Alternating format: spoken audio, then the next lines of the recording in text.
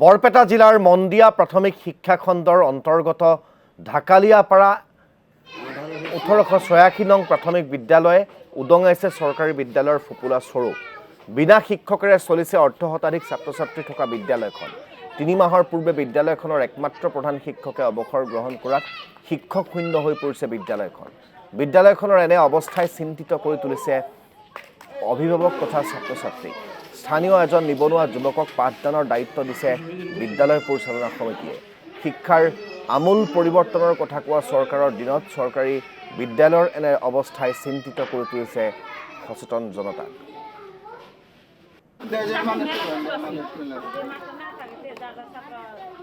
এখন বিদ্যালয় শিক্ষক নাই কি আমাৰ যিজন শিক্ষক আছিল শামসুল সেই ৰিটায়াৰ হৈ গৈছে। এতিয়া মই কমিটিৰ পৰা এজন শিক্ষক ৰাখিছে, সেই চাৰ এজন শিক্ষক স্কুলখন চলাই আছে। প্ৰায় 3 মাহ হ'ল শিক্ষক নোহোৱাকে এনেকে চলি আছে।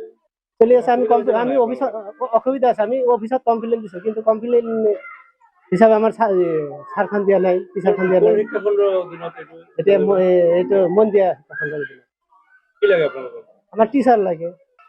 আমাৰ এই স্কুলৰ প্ৰধান শিক্ষকজন প্ৰায় 2.5 মাহ ধৰি ৰিটায়াৰ হৈ গৈছে। গতিকে আমাৰ স্কুলখন এতিয়া শিক্ষক অবিহনে চলি আছে। গতিকে আমি শিক্ষামন্ত্ৰীক অনুৰোধ জনাও যে আমাৰ ইটো পৰ্যবেক্ষণ কৰি অনতিপলমে আমাৰ এই স্কুলৰ কাৰণে শিক্ষক দিব লাগে। আৰু ইতিমধ্যে ল'ৰা ছোৱালীহঁতৰ পৰীক্ষা আৰম্ভ হ'ব। গতিকে এই স্কুলখনত বহুত ছাত্ৰ আছিল, আমি জনামতে সিহঁতে পৰীক্ষাৰ সময় আহি আছে বুলি ইখন সিখন স্কুলত পঢ়ি আছে যায়, আমি নিজে অৱগত। গতিকে আমাৰ শিক্ষামন্ত্ৰীলৈ বিনম্ৰ অনুৰোধ যে আমাৰ এই স্কুলত যাতে শিক্ষক প্ৰদান কৰি আমাক শিক্ষাৰ সুবিধা কৰি দিয়ে যেন।